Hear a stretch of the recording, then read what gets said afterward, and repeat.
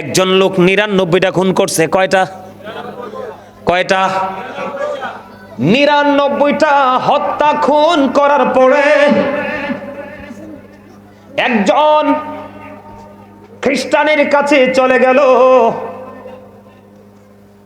তিনি একজন ধর্মযাজক ছিলেন। ওনার কাছে গেলেন, উনি বুজুর্গ ছিলেন।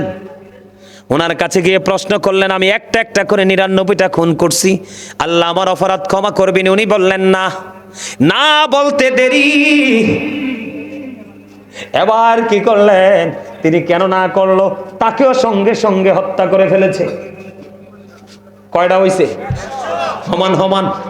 সমান সমান কয়টা হইছে? ১০০টা হইছে।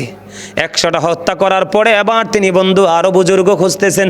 খুঁজতে খুঁজতে খুঁজতে খুঁজতে আল্লাহর একজন প্রিয় লোকের খবর পাইলেন। ওনার কাছে বিস্তারিত খুলে বললেন। খুলে বলার পরে আবার তিনি উত্তর দিয়ে দিলেন, অবশ্যই তোমার জন্য কত ক্ষমার দরজা খোলা আছে রে, কিন্তু এই ক্ষমাটা তোমাকে কেমন করে চাইতে হবে? তুমি যেখান থেকে এসেছো সেখানে আর ফিরে যেতে পারবা না, কারণ সেখানের মানুষগুলো খারাপ। আমি এমন একটা জায়গার ঠিকানা তোমাদেরকে দিব, এমন একটা জায়গার ঠিকানা আমি তোমাদেরকে দিব, ওই ঠিকানা মোতাবেক তুমি চলে যাবে, তাদের সাথে থাকবে, আল্লাহর গোলামি করবে, আল্লাহ রাব্বুল আলামিন তোমার তওবা কবুল করবে, তোমাকে ক্ষমা করে দিবে। জোরে জোরে বলুন না সুবহানাল্লাহ। এবার তিনি কি করলেন? ওই বুজুর্গ লোকের কথা শুনে তিনি হাঁটতে হাঁটতে বন্ধু যেখান থেকে এসেছেন ওই রাস্তা অতিক্রম করে তিনি উল্টা দিকে যেই দিকে দেখিয়ে দিলেন সেই দিকে তিনি চলতে শুরু করলেন। যেতে শুরু করলেন বন্ধুরে আমার, যাইতে যাইতে যাইতে যাইতে রাস্তার মধ্যে বন্ধু দুই দল ফেরেশতা তাকে এসে ঘেরাও করে ফেললো। কয় দল ফেরেশতা? এক দল হলো জান্নাতি, আরেক দল হলো জাহান্নামী। এক দল বলতেছে, জাহান্নামী দল বলতেছে তার প্রাণ পাখি, কারণ তার মৃত্যুর সময় হয়ে গেছে ওই জায়গায়। এক দল বলতেছে তোমাকে আমরা তোমার প্রাণ পাখি কেড়ে নিব। এখন জান্নাতীরা বলতেছে না না না, তার প্রাণ পাখি হরণ করতে দিব না। কে করতে দিব না? আমরা জান্নাতীরা নিয়ে যাব। দুই পক্ষের মধ্যে, দুই গ্রুপের মধ্যে বন্ধু তর্ক বিতর্ক চলতেছে। তর্ক বিতর্ক চলতে চলতে চলতে চলতে শেষ পর্যন্ত আল্লাহ রাব্বুল আলামিনের পক্ষ থেকে ফয়সালা দানকারী হিসাবে আরেকজন ফেরেশতা আসলো। এসে এবার ওই ফেরেশতারা বন্ধু দুই গ্রুপের মধ্যে সমাধান করার জন্য একজন আসলো। আসার পরে তিনি বললেন, আমি একটা ফয়সালা করব, তোমরা দুই দল মেনে নিবে কিনা? কয় হ্যাঁ আমি মেনে নিব। মেনে নিবেন? কয় হ্যাঁ মেনে নিব। ফয়সালাটা কি? তোমরা রাস্তাটা মাপো, সে যেই দিক থেকে এসেছে ওই দিকে রাস্তা বেশি, নাকি যেই জান্নাতীদের ক্ষমা পাওয়ার জন্য যেই দিকে রওনা হইলেন ওই দিকে রাস্তাটা বেশি? যেই দিকের রাস্তাটা বন্ধু বেশি হবে কম হবে ওই দিকে তারা তার প্রাণ পাখিটা নিয়ে যাবে। এবার বন্ধু রাস্তা মাপা শুরু হলো, কতটুকু রাস্তা এসেছে আর জান্নাতি ক্ষমা পাওয়ার জন্য, জান্নাতীদের সাথে মিলিত হওয়ার জন্য কতটুকু রাস্তা বাকি আছে। যখন মাপা হলো, মাপা হওয়ার পরে মাপার পরে চাইয়া দেখলেন যেই দেশের উদ্দেশ্যে রওনা হয়েছে মাত্র আধা হাত বন্ধু বেশি গেছে। কত হাত? আধা হাত, মানে জান্নাতীদের দিকে একটু বেশি চলে গেছে। তার মানে এই দিকের জায়গা কম, যেই দিক থেকে আসছে সেই দিকের জায়গা বেশি। তার ওনার ফয়সালাটা ছিল যেই দিকের জায়গা কম হবে ওই দিকের ফেরেশতা তার প্রাণ পাখিটা কবজ করবে। এবার বন্ধু কি করলেন? ওনার কথা অনুযায়ী, বিচার অনুযায়ী এবার যখন দেখলেন আধা হাত পরিমাণ ওই জান্নাতীর দিকে বন্ধু এগিয়ে গেছে, আমার আল্লাহর ফয়সালা অনুযায়ী ওই ফেরেশতার ফয়সালা হলো তার প্রাণ পাখি নিবে জান্নাতীরা। জোরে জোরে কন্যা সুবহানাল্লাহ। তখন সে কি করছে?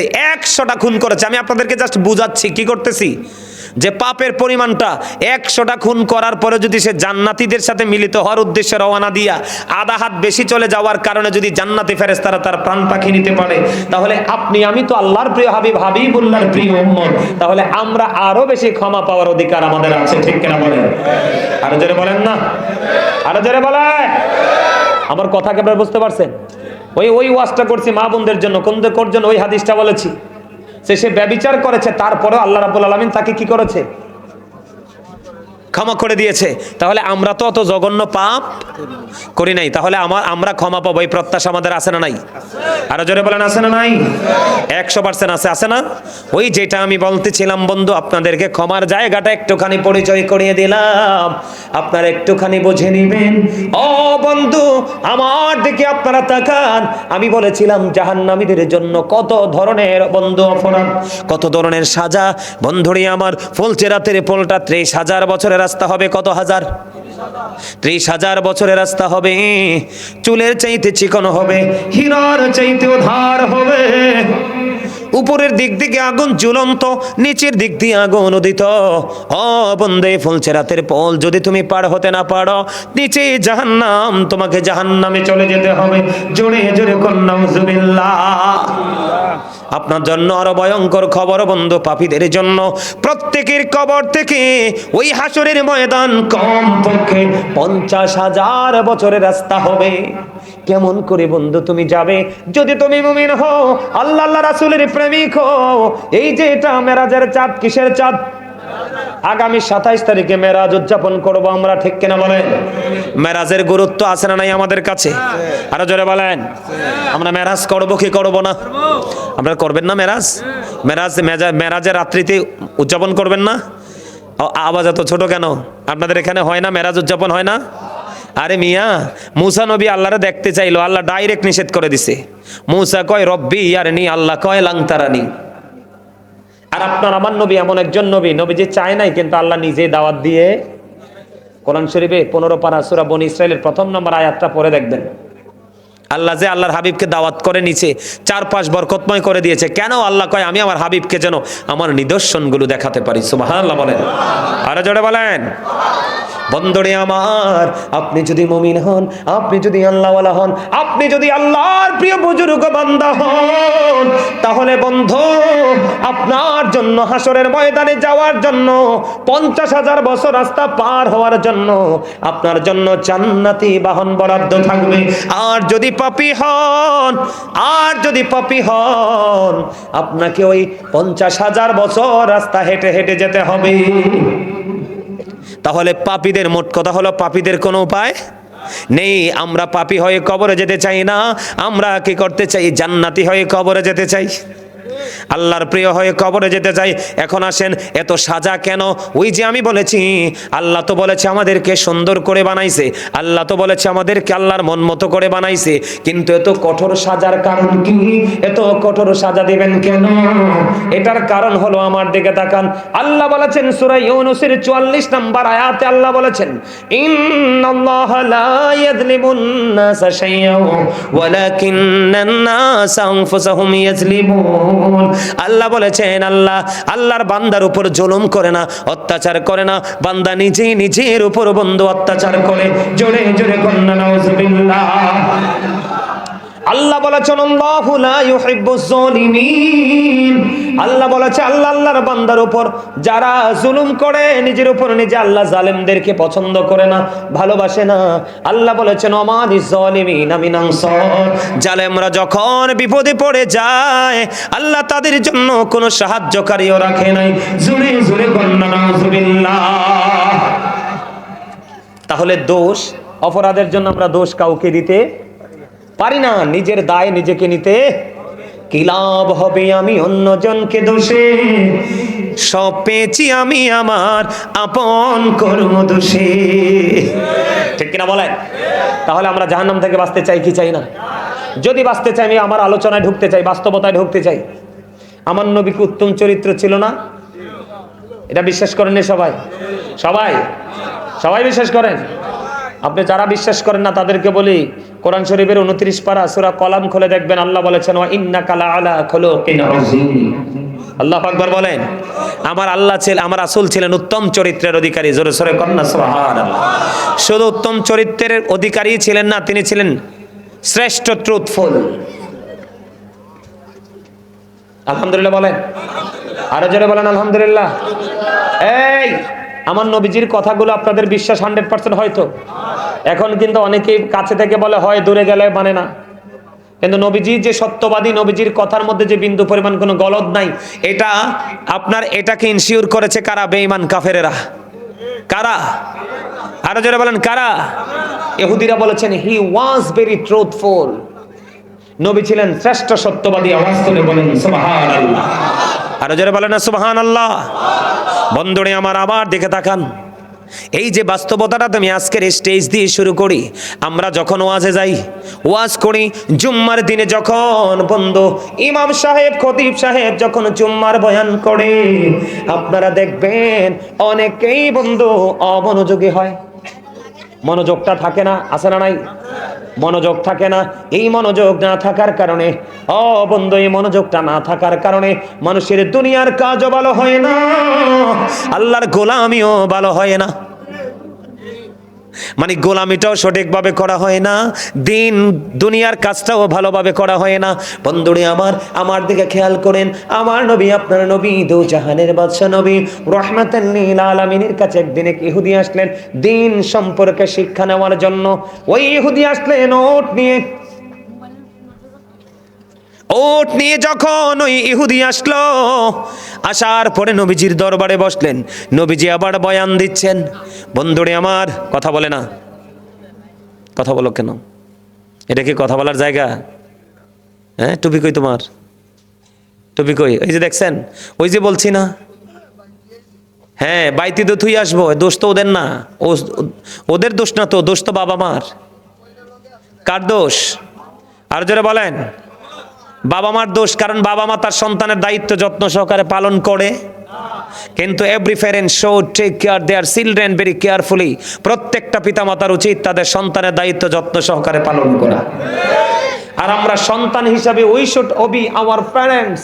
আমাদের প্রত্যেকের উচিত আমাদের পিতামাতাকে মান্য। বাবা মা যদি সঠিক শিক্ষাটা দিত, তাহলে কিন্তু ছেলেটার পকেটে যেমনি মোবাইলটা আছে, তেমনি কিন্তু টুপিটাও থাকতো। মোবাইল থাকে কিন্তু টুপি থাকে। এটা আমাদের জন্য মুসলমান হিসেবে অত্যন্ত লজ্জাজনক বিষয়। কি বিষয়? অত্যন্ত লজ্জাজনক বিষয়। আমার দিকে তাকান, আমি আমার যে মূল আজকের আলোচনা, আমি সেই দিকে বন্ধ যাইতে চাই।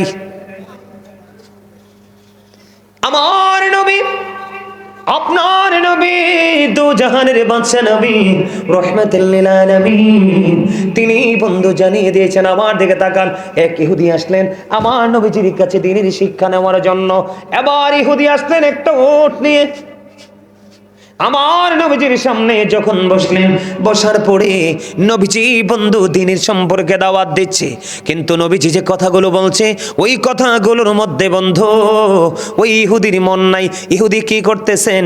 একবার নবীজির দিকে তাকায়, আর একবার বন্ধু তার ছাড়া উটের দিকে তাকায়, একবার আমার নবীজির দিকে তাকায়, আর একবার বন্ধু ছাড়া, একবার আমার নবীজির দিকে তাকায়, আর একবার বন্ধু ওই ছাড়া উটের দিকে তাকায়। নবীজি দেখতে পাইলেন যে তার আমার দিকেও তার খেয়াল, তার উটের দিকেও খেয়াল, একসাথে দুই দিকে খেয়াল করার কারণে বন্ধু তার দ্বীনের সম্পর্কে শিক্ষাটা হচ্ছে।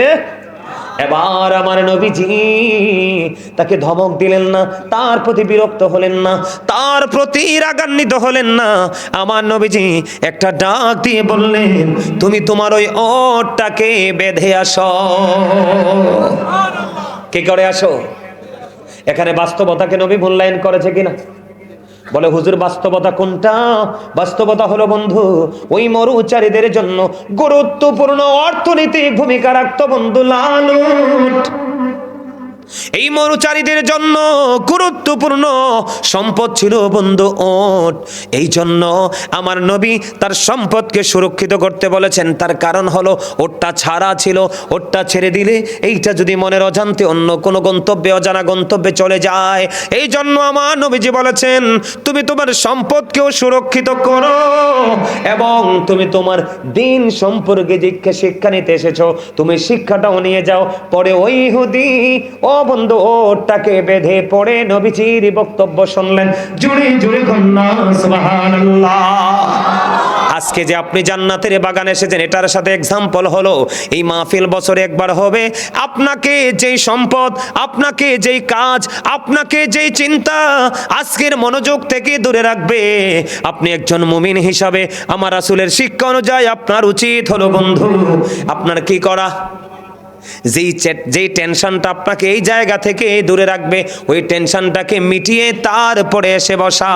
তার মানে আপনি আমলকে আমলের মতো করেন, ওই আপনার যে টেনশন, আপনাকে যে জিনিসটা বিচলিত করে, ওইটাকে আপনি ফ্রি করে দিয়ে আসেন। জোরে জোরে কোন সুবহানাল্লাহ, আরো জোরে বলেন না সুবহানাল্লাহ। বন্ধুরে আমার দিকে তাকান, বাস্তবতাকে আমার নবী কেমন করে মূল্যায়ন করেছে। আমাদের দেশে দেখবেন কিছু মানুষ আছে শুধু বন্ধু নামাজ নিয়ে, শুধু কোরআন তেলাওয়াত নিয়ে, শুধু সফর নিয়ে ব্যস্ত থাকে। তার স্ত্রী আছে, সন্তান আছে, মা বাবা আছে, কারুর কোনো গুরুত্ব রাখে না, আছে না নাই? কথা বলেন না। এটার নাম ইসলাম না? এটার নাম কি না? এটার নাম ইসলাম না। ও বন্ধু, নবীজির একজন গোলাম, নবীজির একজন প্রিয় গোলাম, যার নাম হলো আব্দুল্লাহ। কি?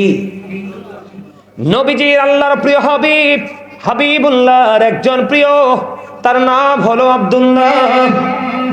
আমি যে বলেছি আপনি বাস্তবতাকেও মূল্যায়ন করতে হবে, এবং আপনি আপনার পরকালের বাজারও করতে হবে।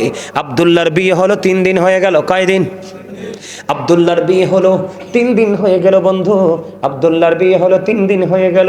3 দিন পরে আব্দুল্লাহর বাবা আসলেন নতুন যে নববধূ, বধূর কাছে জানার জন্য। আমাদের দেশে, আমাদের বাংলাদেশে অনেকে নতুন বউয়ের খবর নেয় না শ্বশুরে, নেয় কি নেয় না? অনেক সময় শ্বশুর বউটা যদি ভালো হয়, ভদ্র হয়, অল টাইম বন্ধু পুত্রবধূর খবর রাখে, খেয়াল রাখে। আমাদের ইসলাম কত সুন্দর, নবীজি আমাদেরকে কেমন করে শিখিয়েছেন। আব্দুল্লাহর বিয়ে হলো 3 দিন হয়ে গেল। 3 দিন পরে আব্দুল্লাহর বাবা ওই বউকে প্রশ্ন করলো, বৌমা তুমি বলো আমার ছেলে তোমার সাথে কেমন আচরণ করছে। এবার ওই বউ নববধূ একটা ডাক দিয়ে বললেন, আজকে 3 দিন হয়ে গেল আপনার ছেলে ইবাদত নিয়ে ব্যস্ত, আমল নিয়ে ব্যস্ত, সে আল্লাহর গোলামি নিয়ে ব্যস্ত আছে। এই কথা বলার পরে ওই আব্দুল্লাহর বাবা একটা সেকেন্ড দেরি করলেন না। কেন দেরি করলেন না? ছেলে শুধু আমল করে আমল নিয়ে ব্যস্ত আছে। আজকে 3 দিন হয়ে গেল, আমি এখনো পর্যন্ত আমার স্বামীর চেহারাটা আমি কাছে থেকে দেখিনি। এই কথা বলতে দেরি, ও বন্ধু আব্দুল্লাহর বাবা এবার বিচার নিয়ে গেলেন প্রাণের নবীর কাছে। ইয়া রাসূলুল্লাহ, ইয়া হাবিবাল্লাহ, নবী গো, আব্দুল্লাহ এক এক করে 3 দিন পার হয়ে গেল, নতুন বউ ঘরে রেখে এসেছে, মসজিদ থেকে বাড়ি যায় না, মসজিদে শুধু আমলরত অবস্থায় আছে, ইবাদতরত অবস্থায় আছে। এই কথা শুনতে দেরি, এবার প্রাণের নবী আব্দুল্লাহকে ডাকলেন। আব্দুল্লাহকে ডেকে বললেন, আব্দুল্লাহ তুমি শোনো, তুমি শুধু নামাজ পড়লেই চলবে না, মসজিদে পড়ে থাকলে চলবে না। তুমি শুধু নামাজ দিয়ে মসজিদে পড়ে থেকে আল্লাহর দিদার পাবে না, কারণ তোমার বিবির হক তোমার কাছে আছে। তোমার বিবির হক তোমাকে আদায় করতে হবে। জোরে জোরে বলুন না সুবহানাল্লাহ। মজা লাগলো না খবরটা? কথা বলেন না কেন? খবরটা মজার কিনা? মনে রাখেন, বিবিকে সময় না দিলে কিন্তু বিবি আপনার কাছে একবারে টাকা পয়সা সোনা গয়না দিয়ে যদি একবার, তারপরেও কিন্তু বিবি কি করবে না। যদি আপনি বিবিকে সময় না দেন, বিবি আপনার সংসারে থাকবে? তাহলে এখানে বাস্তবতা কি হলো? বিয়ে করেছেন, বউকেও সময় দিতে হবে, বউয়ের চাহিদাও মিটাইতে হবে, তারপরে হবেন আপনি আমলদার আল্লাহওয়ালা। আপনি একটা করেছেন, আরেকটা ছেড়েছেন, আপনি বাস্তবতাকে কুরবানি করে দিয়েছেন। এই আমল দিয়ে আল্লাহ রাব্বুল আলামিনের দিদার পাবেন। তাহলে এইভাবে যদি কোনো ছেলে চলে নবীজির কথা অনুযায়ী, বিবিকে বিবির মতো করে সময় দেয়, আল্লাহর গোলামি আল্লাহর গোলামির মতো করে করে, তাহলে ওই ছেলের জীবনে কোনো বিপদ আসবে? চলার পথে কোনো ত্রুটি হবে? ঘরে কোনো সংসারে কোনো অশান্তি আসবে? কিন্তু এখন আমাদের ঘরে ঘরে অশান্তি। তার কারণ আমরা বাস্তবতা কোনটা, বাস্তব কোনটা, এই মুহূর্তে আপনাদের জন্য বাস্তবতা কোনটা? যে মাহফিলটা প্রতিদিন হবে না, আজকে রাত্রে হয়েছে, আগামীকালকে হবে, আজকে শেষ, কিন্তু আবার 1 বছর পরে ঘুরে আসলে আমরা বাইচা থাকলে মাহফিলে অন্য নতুন কোন আলোচক আসবে, শুনবো। কিন্তু বাস্তব কথা হলো, আজকে যেহেতু কাছে পেয়েছি, আজকে আমরা শুনবো, আজকে 1 বছরের জন্য এখান থেকে হেদায়াত যেই আলোচনা হবে সেটার উপর ভিত্তি করে আমল করব। এটা কি বাস্তবতা না? কথা বলেন না কেন? এটাই তো বাস্তব। নবীজি বাস্তবতাকেও যথেষ্ট মূল্যায়ন করেছে। তাহলে আপনি যদি আপনার বিবির সাথে উত্তম ব্যবহার করতে পারেন, তাহলে আপনার সংসারে শান্তিময় হয়ে যাবে। জোরে জোরে বলেন ঠিক না বে ঠিক? আরো জোরে বলেন ঠিক না বে ঠিক? আর একটু মহাব্বতে বলুন ঠিক না বে ঠিক? এবার আসেন বন্ধু আমার দিকে একটু নজর দেন। আমাদের মধ্যে অনেকে আছে না, খেয়াল করেন, আমাদের মধ্যে অনেকে আছে, একজন কিন্তু 5 ওয়াক্ত নামাজি, কে? একজন কিন্তু 5 ওয়াক্ত নামাজি আল্লাহওয়ালা বুজুর্গ, সে শুধু নামাজ পড়ে ইবাদত করে, কিন্তু অর্থনৈতিক চাকা ঘোরানোর জন্য তার কোনো টেনশনই নাই। আমাদের মধ্যে এমন কিছু আছে না? আপনারা বলেন, বাস্তব কথা হলো আপনি অর্থ ছাড়া জীবন চালাতে পারবেন? এখন অর্থের জন্য কি আপনাকে চাকরি করতে হবে না? হবে কি হবে না? বন্ধু আমার দিকে তাকান, সাআদ বিন মুআজ রাদিয়াল্লাহু তাআলা আনহু, এগুলো খেয়াল করেন, শিখে নিয়ে যান। সাআদ বিন মুআজ রাদিয়াল্লাহু তাআলা আনহু তিনি প্রতিদিন এশারের নামাজ পড়তেন আমার নবীজির পিছনে জামাতে। সুবহানাল্লাহ বলেন না? প্রত্যেক দিন এশারের সালাত আদায় করতেন আপনার আমার প্রাণের নবীর পিছনে বন্ধু জামাতে। এশারের নামাজ শেষ করার পরে এবার বন্ধু চলে যাইতেন ইনি ওনার গন্তব্যে, ওনার গোত্রে গিয়ে অসংখ্য মুসল্লিদের ইমাম হয়ে যাইতেন। তার মানে নবীজির কাছে আসলে মুসল্লি, ওনার গন্তব্যে গেলে তিনি কি হয়ে যাইতেন? ইমাম হয়ে যেতেন। কিন্তু তিনি যখন এশারের নামাজ পড়াতেন বন্ধু, অনেক লম্বা কেরাত দিয়ে তিনি নামাজ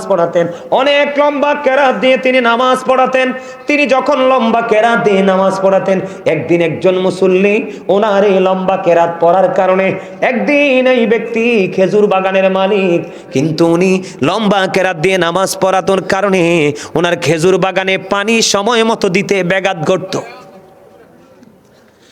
তখন ওই খেজুর বাগানের মালিক তিনি কি করলেন? সময় মতো তিনি, দেরি হওয়ার কারণে সময় মতো খেজুর বাগানে পানি দিতে হবে, এই জন্য তিনি জামাত ছেড়ে দিয়ে একাকী নামাজ পড়ে তিনি খেজুর বাগানে পানি দিতে চলে গেলেন। গভীরভাবে খেয়াল করেন, আমাদের মধ্যে যদি এই মানসিকতা থাকে, এই চিন্তাধারা থাকে, জীবনে কোনোদিন আপনার আমার মধ্যে কোনো বিপর্যয় আসবে না, বিপদ আসবে না। প্রত্যেকটা জায়গায় আপনি পারফেক্ট একজন মানুষ হিসাবে নিজেকে দাঁড় করাতে পারবেন। বিষয়টা বুঝতে পারছেন নি? সাআদ বিন মুআজ নবীজির পিছনে মুসল্লি, নিজের গোত্রে এসে এশারের জামাতের ইমাম, কিন্তু তিনি যখন নামাজে দাঁড়াতেন লম্বা কেরাত দিয়ে তিনি নামাজ পড়াতেন। তিনি যখন লম্বা কেরাত দিয়ে নামাজ পড়াতেন, একদিন একজন খেজুর বাগানের মালিক লম্বা কেরাত দিয়ে নামাজ পড়ানোর কারণে তিনি কি করলেন? এবার বন্ধু ছেড়ে দিয়ে এখান থেকে চলে গেলেন খেজুর বাগানে, নামাজ পড়লেন না, একা একা নামাজ পড়ে চলে গেলেন। বন্ধুই বিচার চলে গেল প্রাণীর নবীজির কাছে।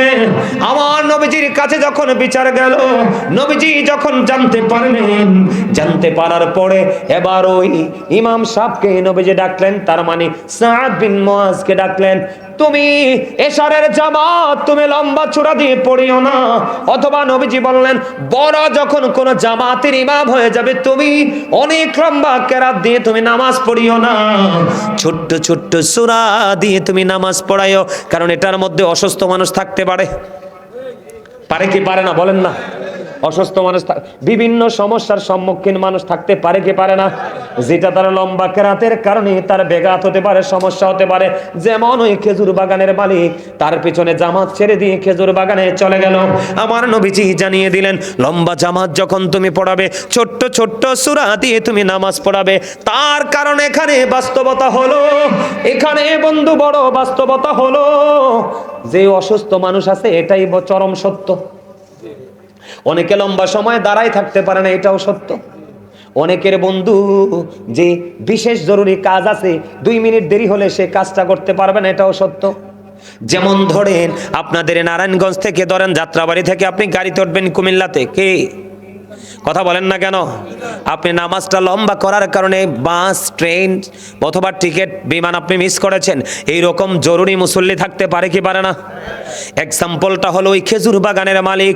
দেখেন আমার নবীজি কেমন ভাবে আমাদেরকে শিক্ষা দিয়েছেন, কেমন বাবাদে আমাদেরকে জীবন গঠন করতে বলেছেন। আমার নবীজি ইমাম সাহেবকে ডাকলেন, তুমি লম্বা করে নামাজ পড়িও না, ছোট্ট ছোট্ট সূরা দিয়ে নামাজ পড়াও, কারণ অনেক সমস্যার সম্মুখীন মানুষ থাকতে পারে। এটার কারণ হলো বন্ধু, আপনি যদি খেজুর বাগানের মালিক একটা ধরেন, আমার নবীজি জানিয়ে দিয়েছে নামাজ যেমন মুমিনের জন্য ইবাদত, ও বন্ধু খেজুর বাগানে পানি দিয়ে খেজুর ফলানো এটাও মুমিনের জন্য বড় ইবাদত। বাস্তব কথা হলো, আপনার অর্থনৈতিক চাহিদা যদি পূরণ করতে হয় সম্পদ লাগবে, খেজুর একটা অন্যতম গুরুত্বপূর্ণ সম্পদ। কথা কয় না কেন? আপনার শারীরিক এনার্জির জন্য গুরুত্বপূর্ণ ভূমিকা রাখে খেজুর। রাখে কে রাখে না বলেন? রাখে কে রাখে না? এবং বর্তমান সময়ে বাংলাদেশের জন্য খেজুর একটা সোনার হরিণ। গরিব মানুষ দেখবেন খেজুর কিনে খেতে পারে না। এই জন্য নবীজি বলেছেন, তুমি শুধু নামাজ লম্বা করে পড়লেই চলবে না, তোমাকে জীবন জীবিকা উপার্জন করতে হবে। এই জন্য তুমি নামাজকে নামাজের মতো করে পড়ো, অর্থ উপার্জনের জন্য অর্থ উপার্জনের ফায়সালাটাও তুমি সেই মতোই করো। জোরে জোরে বলুন না সুবহানাল্লাহ। আপনাদের কাছে ভালো লাগেনি? হ্যাঁ, এই কথাগুলো জেনে রাখার দরকার নেই? আরো জোরে বলেন না, জেনে রাখার দরকার না? তাহলে আমরা কি করো? নবীজি এখান থেকে কি শিক্ষা দিল? তুমি ব্যবসা করো, কি করো? সময় মতো ব্যবসা করো, সময় মতো নামাজ পড়ো।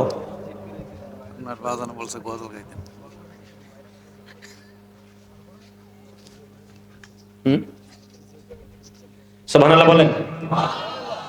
আর একটু আমার বাজানের অনুরোধ হচ্ছে গজল গাওয়া। কি গাওয়া? হ্যাঁ, আপনারা কি আমার সাথে গজল গাইবেন? কিন্তু আমি গজল গাইবো, শর্ত একটা আছে আপনাদেরকে। এশকের গজল, এশকের গজল। কিন্তু আপনাদের কাজ করতে হবে। আপনাদের কাজটা কি জানেননি? যার যার হাতে মোবাইল আছে নি, আমার ওই চাস্তো বাইটার মতো সবার মোবাইল বের করেন। আমার বাজান কই? আইয়েন, এটা মজার জায়গা, আইয়ে পারেন। মামা কই? মামা খারাপ লাগছে মনে হয়, এনে বসেন। আপনার মোবাইল দেখো, মোবাইল বের করতে হইব। এই সবার মোবাইল বের করতে হইব, সবার স্টেজও আপনারটাও। এই আমি রেডি করেন, সবাই মোবাইল রেডি করেন। আমি কই কি কেমনে রেডি করবেন? মোবাইলের ফ্ল্যাশ লাইটটা জ্বালাবেন। কি করবেন? যার নাই সে হাত তুললে নাড়াবে এভাবে। আপনি হাত তুলতে রাজি না? রাজি? আল্লাহ কি আপনি প্রশ্নটা করছেন, বুঝছি। এই কাজ হলো কি? গজল একটা না কয়েকটা গাইলামু, এক লগে কয়েকটা গাইলামু। সবাই ফ্ল্যাশ লাইট কি করতে হবে? জ্বালাইতে হবে এবং হাত তুলতে হবে, এইভাবে এইভাবে নাড়াইতে হবে। পারবেন? সবাই সবাই, নাইলে গজল গামো না। সবাই ঠিক আছে তো?